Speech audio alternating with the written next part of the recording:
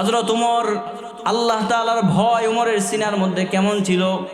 বলে হযরত উমর কবি জমিন সে এক তনকা উঠাতে, হযরত উমর রাদিয়াল্লাহু তাআলা জমিন থেকে কখনো কখনো একটা কাঠি উঠাতেন, একটা কাঠি, ছোট্ট কাঠি উঠাতেন আর বলতেন, কাশ মাইয়ে তনকা হো যাতা। আল্লাহ যদি আমাকে মানুষ না বানিয়ে এই কাঠি বানাতেন, তাহলে আল্লাহ তাআলার কাছে কোনো জবাব দিতে হতো না, আল্লাহ তাআলার কাছে কোনো জবাবদিহিতা করতে হতো না, গুনাহের জন্য মাবুদের সামনে দাঁড়াতে হতো না। কাশ মাই কুছ ভি না হোতা, কাশ মাই মেরে মা নে মুঝে জানা না হোতা।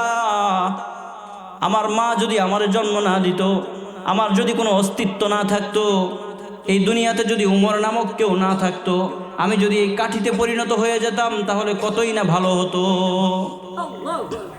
আপনার টাকা হয়েছে, সম্পদ হয়েছে, আপনার হাতে ক্ষমতা আছে, মানুষকে মানুষ মনে করতেছেন না, অথচ অর্ধেক জগতের বাদশা ওমর বলতেছে, আমি মানুষ না হয়ে যদি এই কাঠিতে পরিণত হয়ে যেতাম, কতই না ভালো হতো।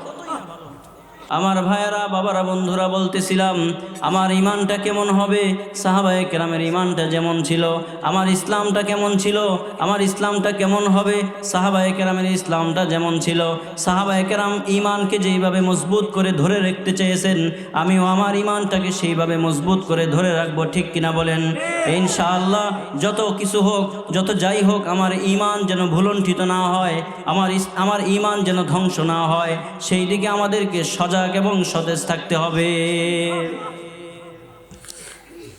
রাসূল সাল্লাল্লাহু আলাইহি ওয়াসাল্লাম তার জীবনে যা কিছু করেছেন, যত কিছু করেছেন, সাহাবায়ে কেরাম সব কিছুকে নিজেদের জীবনে বাস্তবায়ন করেছে, সব কিছুকে বাস্তবায়ন করেছে, সব জায়গায় সেগুলোকে বাস্তবায়ন করার চেষ্টা করেছে। হযরত নাফি রাহমাতুল্লাহি আলাইহি বর্ণনা করেন, ইবনে ওমর রাদিয়াল্লাহু তাআলা আনহুর সাথে একবার রাস্তা দিয়ে কোথায় যেন যাচ্ছিলেন, হঠাৎ করে হযরত ইবনে ওমর রাদিয়াল্লাহু তাআলা আনহুর কানে গানের আওয়াজ আসলো। এই গানের আওয়াজ আসার সাথে সাথে ইবনে ওমর রাদিয়াল্লাহু তাআলা আনহু তার উভয় কানের মধ্যে 2 আঙ্গুল দিয়ে দিলেন। বলে 2 আঙ্গুল দিয়ে দেওয়ার পরে তাড়াতাড়ি করে ওয়ানা আনিত তরিকি, রাস্তা পার হয়ে গেলেন। রাস্তা পার হওয়ার পরে হযরত নাফি রাহমাতুল্লাহি আলাইহিকে জিজ্ঞেস করে, ও নাফি, এখন কি কোনো আওয়াজ শোনা যায়, গানের আওয়াজ শোনা যায় কিনা বলো। বলে না না, কোনো গানের আওয়াজ শোনা যায় না। তখন তিনি তার 2 কান থেকে আঙ্গুল দুটোকে বের করলেন। বের করার পরে হযরত নাফি রাহমাতুল্লাহি আলাইহি জিজ্ঞেস করে, ও ভাই ইবনে ওমর, এমন একটা কাজ করলেন যেই কাজ কোনোদিন আপনাকে করতে দেখি নাই, আপনি আপনার 2 কানের মধ্যে কেন আঙ্গুল দিলেন, আবার জিজ্ঞেস করলেন কোনো আওয়াজ হয় কিনা। বলে হ্যাঁ হ্যাঁ, এই কারণে জিজ্ঞেস করেছি, আমি যখন রাস্তা পার হচ্ছিলাম তখন গানের আওয়াজ আমার কানের মধ্যে এসেছে। হযরত নাফি বলে, তাহলে সমস্যা কি? বলে সমস্যা হলো আমার রাসূল সাল্লাল্লাহু আলাইহি ওয়াসাল্লাম একবার এইভাবে তিনি রাস্তা পার হচ্ছিলেন, রাসূলের কানে গানের আওয়াজ আসার সাথে সাথে রাসূলও 2 আঙ্গুল তার কানের মধ্যে প্রবেশ করিয়েছে। দেখছেন নি, এই জায়গায়ও সাহাবায়ে কেরাম রাসূলকে মানতেছে। রাসূল যা করেছেন সাহাবায়ে কেরাম এই স্থানেও তাই করে প্রমাণ দিলেন যে সাহাবায়ে কেরাম এই প্রকৃত আশিকে রাসূল, ঠিক কিনা বলেন? কোনো ফেক ভুয়া আশিকে রাসূল সাহাবায়ে কেরাম নয়। সাহাবায়ে কেরাম জীবনের প্রতিটি ক্ষেত্রে আল্লাহ রাসূল সাল্লাল্লাহু আলাইহি ওয়াসাল্লামকে ভালোবেসেছেন, মহব্বত করেছেন। আমার ভাই ও বন্ধুগণ, হযরত মুসআব ইবনে উমাইর রাদিয়াল্লাহু তাআলা আনহু রাসূলের একজন প্রিয় সাহাবী ছিলেন। ইসলাম গ্রহণের আগে প্রতিদিন কেমন কাপড় পরিধান করতেন বলেন? প্রত্যেকটা গজ কাপড়ের দাম 200 দিরহাম। কয়শো দিরহাম? প্রত্যেক গজের দাম 200 দিরহাম। এমন কাপড় মুসআব ইবনে উমাইর তিনি পরিধান করতেন। যখন ইসলাম গ্রহণ করলেন, চতুর্দিক থেকে বাধার সম্মুখীন হলেন, অত্যাচারের স্টিম রোলার তার উপরে চালিয়ে দেওয়া হলো, বিভিন্ন ধরনের নির্যাতন, বন্দি করা হলো, খাবার দাবার দেওয়া বন্ধ করে দেওয়া হলো, বিভিন্ন দিক থেকে জুলুমে জর্জরিত হয়ে গেল হযরত মুসআব ইবনে উমাইর রাদিয়াল্লাহু তাআলা। শেষ পর্যায়ে তিনি কি করবেন, হাবাসায় তিনি পালিয়ে গেলেন। পালিয়ে যাওয়ার পরে রাসূল সাল্লাল্লাহু আলাইহি ওয়াসাল্লাম একবার তাকে দেখলেন, একটা ছিঁড়া কাপড় তিনি পরিধান করছেন, ছিঁড়া জামা। রাসূল সাল্লাল্লাহু আলাইহি ওয়াসাল্লামের চোখ থেকে পানি বের হয়ে গেল। আহ মুসআব, ইসলাম গ্রহণের আগে তুমি 200 দিরহাম গজের কাপড় পরিধান করছো, আর ইসলাম গ্রহণ করার কারণে আজকে তুমি ছিঁড়া কাপড় পরিধান করছো। রাসূলের চোখ থেকে পানি বের হয়ে গেল। হযরত মুসআব ইবনে উমাইর রাদিয়াল্লাহু তাআলা আনহুকে রাসূল সাল্লাল্লাহু আলাইহি ওয়াসাল্লাম সান্ত্বনা দিলেন। সান্ত্বনা দেওয়ার পর রাসূল তাকে কিছু ভবিষ্যৎবাণী করলেন, তার ব্যাপারে কিছু ভালো ভালো কমেন্ট করলেন। এবার উহুদ যুদ্ধ শুরু হয়ে গেল। হযরত মুসআব ইবনে উমাইর রাদিয়াল্লাহু তাআলা আনহুর হাতে মুসলমানদের পতাকা ছিল। শত্রুপক্ষ মুসআব ইবনে উমাইরের ডান হাতে আঘাত করলেন, সাথে সাথে ডান হাত শহীদ হয়ে গেল। বাম হাতে আঘাত করলেন, যখন ডান হাতে আঘাত করলেন ডান হাত থেকে পতাকা পড়ে যাচ্ছিল, এমন সময় বাম হাত দিয়ে পতাকা ধরলেন, আবার বাম হাতে আঘাত করে বাম হাত যখন পড়ে গেল তখন দুই বাহু দিয়ে এইভাবে ইসলামের পতাকাকে তিনি তুলে ধরলেন। জীবনের শেষ নিঃশ্বাস ত্যাগ করা পর্যন্ত ইসলামের পতাকাকে মাটিতে পড়তে দেন নাই। ঠিক কিনা বলেন? এই হলো সাহাবীওয়ালা ঈমান। আপনি যদি বলেন আমি সাহাবায়ে কেরামকে সত্যের মাপকাঠি মানি না, তাহলে আপনি কাকে দুনিয়াতে কাকে সত্যের মাপকাঠি মানবেন?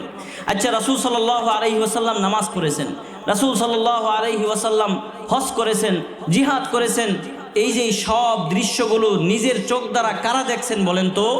সাহাবায়ে কেরাম দেখছেন। কারা দেখছেন? সাহাবায়ে কেরাম দেখছেন। কাজেই সাহাবায়ে কেরামকে সত্যের মাপকাঠি মানতে হবে, এর ছাড়া বিকল্প কোনো রাস্তা নাই, এছাড়া ইসলামকে মানার অন্য কোনো পদ্ধতি নাই।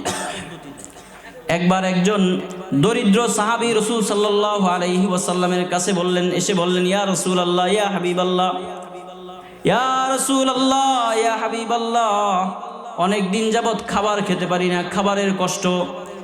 রাসূল সাল্লাল্লাহু আলাইহি ওয়াসাল্লাম তাকে দেখে তার চোখ থেকে পানি বের হওয়া শুরু করলো। বলে, ইয়া রাসূলুল্লাহ, ইয়া হাবিবাল্লাহ, 2-3 মাস হয়েছে আমার ঘরের মধ্যে কোনো ভালো খাবারের ব্যবস্থা নাই, পেট ভরে খাবার খেতে পারি না। আর 3-4 দিন এমন হয়েছে, এই 3-4 দিন কোনো খাবার আমি আমার চোখে দেখি নাই। রাসূলের একটা গুণ ছিল, যখন কোনো সাহাবায়ে কেরাম কোনো সমস্যা নিয়ে আসতেন, এই সমস্যাগুলো সমাধানের জন্য রাসূল নিজের বাড়িতে পাঠাতেন। এবার ওই সাহাবীকে বললেন, এক সাহাবীকে বললেন, এই মেহমানকে নিয়ে আমার বাড়িতে যাও, আমার বাড়ির প্রত্যেক স্ত্রীর কাছে গিয়ে জিজ্ঞেস করবা যদি কোনো খাবার থাকে, তাহলে ওই খাবারগুলো এই সাহাবীর জন্য ব্যবস্থা করে দিবা। ওই সাহাবী মেহমানকে নিয়ে রাসূলের বাড়িতে গেলেন, একজন একজন করে স্ত্রীর কাছে যায়, খাবার চায়।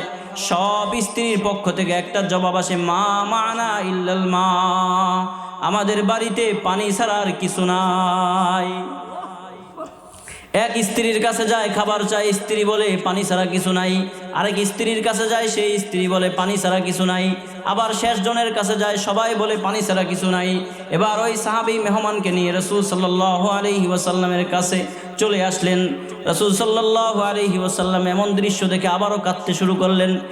এক সাহাবায়ে কেরামকে লক্ষ্য করে রাসূল সাল্লাল্লাহু আলাইহি ওয়াসাল্লাম বললেন, তোমাদের মধ্যে কেউ কি আছে এই মেহমানকে আজকে খাবার খাওয়ানোর জিম্মাদারি গ্রহণ করবে?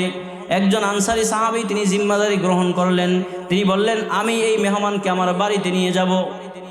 এবার ওই মেহমানকে সাহাবী বাড়িতে নিয়ে গেলেন।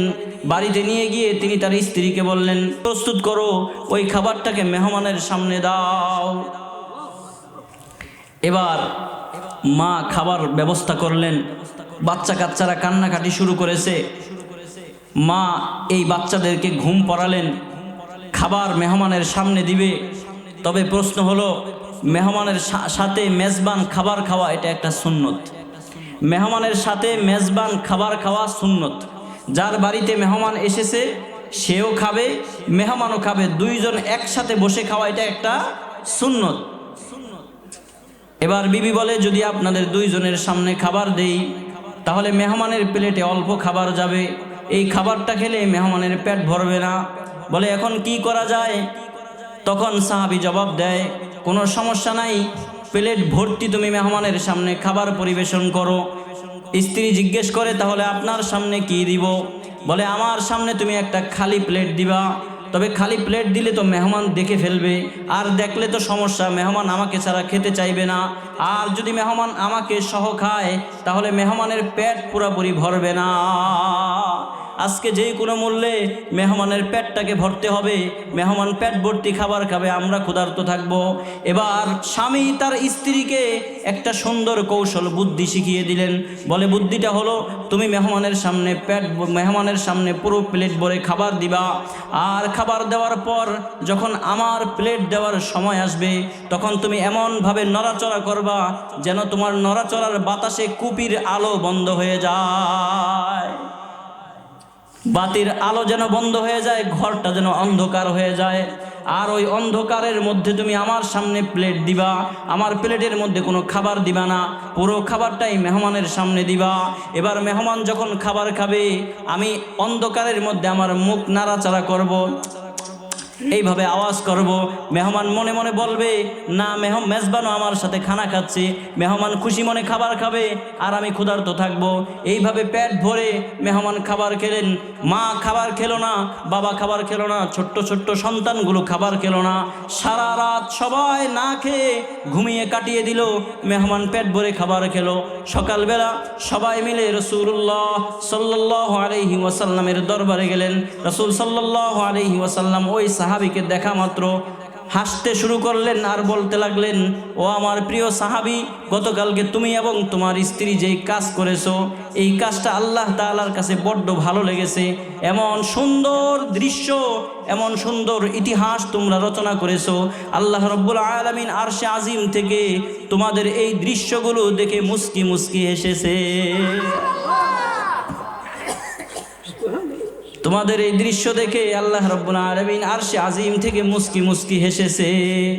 বলে শুধু মুস্কি মুস্কি হেসেই ক্ষান্ত হন নাই, বরং আল্লাহ রাব্বুল আলামিন কোরআনে কারীমের মধ্যে তোমাদের স্বামী স্ত্রীর পক্ষে আয়াত নাজিল করে দিছে। আল্লাহ বলেন, বাল তুসিরুনা আলা আনফুসিহিম ওয়ালাউ কানা বিহিম খাসাসা, তোমরা একে নিজেদের তুলনায় আরেকজনকে প্রাধান্য দিয়েছো। একজন গরিব মানুষ দীর্ঘদিন যাবৎ খায় না, ওই মানুষটার খাবারের ব্যবস্থা করেছো। আল্লাহ তাআলা এত খুশি হয়েছে, তোমাদের পক্ষে কোরআনের মধ্যে আয়াত নাজিল করে দিয়েছে। এবার বুঝলেন তো সাহাবীদের ঈমান কেমন ছিল, কত মজবুত ছিল, কত শক্তিশালী ছিল। বিভিন্ন দিক থেকে সাহাবায়ে কেরামের ঈমানের উপরে আঘাত এসেছে, কিন্তু একজন সাহাবী তার ঈমানটাকে বিসর্জন হতে দেন নাই, যেই কোনো মূল্যে ঈমানটাকে ধরে রেখেছেন। তাহলে আমার ভাই ও বন্ধুরা, আমল করা, ব্যক্তিগত আমল ওই রকম ভাবে করা যেই রকম ভাবে সাহাবায়ে কেরাম করেছেন, আল্লাহর রাসূলের প্রিয় সাহাবীরা করেছেন। হযরত উমর রাদিয়াল্লাহু তাআলা আনহু পুরো অর্ধেক দুনিয়ার বাদশা ছিলেন হযরত উমর। হযরত উমর কেমন ছিলেন? একবার ওমর রাদিয়াল্লাহু তাআলা আনহু জমিনের মধ্যে দাঁড়ায় আছেন। দাঁড়ায় থাকার সাথে সাথে ভূমিকম্প হলো। এই ভূমিকম্প নড়াচড়া শুরু করেছে ওমর রাদিয়াল্লাহু তাআলা আনহুকে নিয়ে। ওমর রাদিয়াল্লাহু তাআলা আনহুর হাতে একটা লাঠি ছিল। এই লাঠিটি দিয়ে জমিনের মধ্যে তিনি আঘাত করেছেন। আঘাত করে বললেন, ওই ভূমিকম্প, ওই মাটি, তোর উপরে উমর দাঁড়িয়ে আছে, খবরদার আর এক বিন্দু পরিমাণ নড়াচড়া করবি না। ওমর রাদিয়াল্লাহু তাআলা আনহু বলতে দেরি আছে, জমিন ঠান্ডা হতে, জমিন স্থির হতে 1 সেকেন্ড সময় লাগে নাই। মদিনার বাহিরে থেকে আগুন ধেয়ে আসতেছিল মদিনার দিকে। সাহাবায়ে কেরাম পেরেশান হয়ে গেলেন, কি করবেন কি করবেন। তখন একজন সাহাবী একটা রুমাল নিয়ে ওই রুমালটা আগুনের সামনে নিক্ষেপ করলেন আর বললেন, এই রুমালটা যেমন তেমন কোনো মানুষের না, এই রুমালটা হলো রসুলের একজন প্রিয় সাহাবী আমিরুল মুমিনিন ওমর ইবনুল খাত্তাব রাদিয়াল্লাহু তাআলা আনহুর। খবরদার আগুন এক বিন্দু পরিমাণ সামনের দিকে আসবি না। যখন ওই সাহাবী রুমালটাকে আগুনের সামনে নিক্ষেপ করলেন, আগুন আর 1 ইঞ্চি সামনে অগ্রসর হয় নাই। এই হলো উমর। এবার আল্লাহ তাআলার ভয় উমরের সিনার মধ্যে কেমন ছিল। আল্লাহ আলুকি মাকবুলিয়াত কারাস একটা কিতাব আছে। এই কিতাবটা লিখেছেন ভারতের দারুল উলুম দেওবন্দের মুফতি এবং মুহাদ্দিস হযরতুল উস্তাজ মুফতি মোহাম্মদ সালমান মনসুরপুরি হাফিজাহুল্লাহ। তিনি তার এই কিতাবের 119 নম্বর পৃষ্ঠায় বলে, হযরত উমর, আল্লাহ তাআলার ভয় উমরের সিনার মধ্যে কেমন ছিল। বলে, হযরত উমর কবি জমিন সে এক টানকা উঠাতে। হযরত উমর রাদিয়াল্লাহু তাআলা জমিন থেকে কখনো কখনো একটা কাঠি উঠাতেন, একটা কাঠি, ছোট্ট কাঠি উঠাতেন আর বলতেন, কাশ মাইয়ে তনকা হো যাতা। আল্লাহ যদি আমাকে মানুষ না বানিয়ে এই কাঠি বানাতেন, তাহলে আল্লাহ তাআলার কাছে কোনো জবাব দিতে হতো না, আল্লাহ তাআলার কাছে কোনো জবাবদিহিতা করতে হতো না, গুনাহের জন্য মাবুদের সামনে দাঁড়াতে হতো না। কাশ মাই কুছ ভি না হোতা, কাশ মাই মেরে মা নে মুঝে জানা না হোতা। আমার মা যদি আমার জন্ম না দিত, আমার যদি কোনো অস্তিত্ব না থাকতো, এই দুনিয়াতে যদি উমর নামক কেউ না থাকতো, আমি যদি এই কাঠিতে পরিণত হয়ে যেতাম তাহলে কতই না ভালো হতো। আপনার টাকা হয়েছে, সম্পদ হয়েছে, আপনার হাতে ক্ষমতা আছে, মানুষকে মানুষ মনে করতেছেন না, অথচ অর্ধেক জগতের বাদশাহ ওমর বলতেছে আমি মানুষ না হয়ে যদি এই কাঠিতে পরিণত হয়ে যেতাম কতই না ভালো হতো। হযরত ওমর রাদিয়াল্লাহু তাআলা আনহু বলেন, কাল কিয়ামতের ময়দানে আল্লাহ রাব্বুল আলামিন যদি বলে, अगर मैदान महशर में ये ऐलान होने लगी, যদি হাসরের ময়দানে ঘোষণা দেওয়া হয় আল্লাহর পক্ষ থেকে, आए लोगो तुम सब जन्नत में चले जाओ एक आदमी के सिवा, তোমরা সবাই আল্লাহর জান্নাতের ভেতরে চলে যাও, একজন যেতে পারবে না। একজনের অপরাধ এত বেশি, একজনের মাথার তালু থেকে পায়ের তালু পর্যন্ত গুনাহ জর্জরিত, এমন এক বান্দা জান্নাতের ভেতরে যেতে পারবে না, সবাই যাইবে। হযরত ওমর রাদিয়াল্লাহু তাআলা আনহু বলেন, যদি আল্লাহ কিয়ামতের ময়দানে এমন ঘোষণা দেয়, আমি মনে করব যে এই ব্যক্তি জান্নাতে যাওয়ার অনুমতি পায় নাই, ওই ব্যক্তি হলো আমি ওমর। হযরত ওমর বলেন, কাল কিয়ামতের ময়দানে আল্লাহ রাব্বুল আলামিন যদি বলে, अगर मैदान महशर में ये ऐलान होने लगी, যদি হাসরের ময়দানে ঘোষণা হয়, आए लोग तुम सब जहन्नम से निकल कर जन्नत में चले जाओ, তোমরা সবাই জাহান্নাম থেকে বের হয়ে জান্নাতের মধ্যে চলে যাও, এক আদমিকে সেওয়া, একজন মানুষ জাহান্নামের ভেতরে থেকে যাও, কারণ তার অপরাধ এত বেশি, এই অপরাধের জন্য এখনো পর্যন্ত সাজা ভোগ করা হয় নাই, এই অপরাধের জন্য এখনো পর্যন্ত আল্লাহ তাআলা পরিপূর্ণ শাস্তি দেন নাই। এমন ঘোষণা যদি কিয়ামতের ময়দানে আল্লাহ রাব্বুল আলামিন দেন, আমি মনে করব যে এই ব্যক্তি জান্নাতে যাওয়ার অনুমতি পাবে না, জাহান্নামের ভেতরে থাকতে হবে। হযরত ওমর বলেন, ওই ব্যক্তি হলো আমি ওমর। চিন্তা করে দেখছেন কথাগুলো? শুধু বললাম, কান সুখ করলেন, মাথার উপর দিয়ে গেল, তাহলে তো হবে না। এই কথাগুলো হৃদয়ের মধ্যে ঢুকাতে হবে, হৃদয়ের মধ্যে এই কথাগুলোকে বসাতে হবে। আমার ভাই ও বন্ধুগণ, ঈমান এটা এত বড় সম্পদ, এত দামি সম্পদ, এত মহা মূল্যবান সম্পদ, যেই কোনো মূল্যে সাহাবায়ে কেরাম যেমন তাদের ঈমানটাকে ধরে রেখেছিলেন, আমাদেরকেও ঈমান এইভাবে আরো মজবুতভাবে ধরে রাখতে হবে, ঠিক কিনা বলেন? ওমরের মতো একজন সাহাবী গুনাহটাকে তিনি কেমন মনে করছেন, তিনি নিজে বলতেন, ওয়াইলুন লাকা ইয়া উমর, ওয়াইলুন লাকা ইয়া উমর ইল্লাম ইয়াগফির লাকা রাব্বুক, হে উমর তোমার জন্য ধ্বংস অনিবার্য যদি তোমার মালিক তোমাকে ক্ষমা না করে।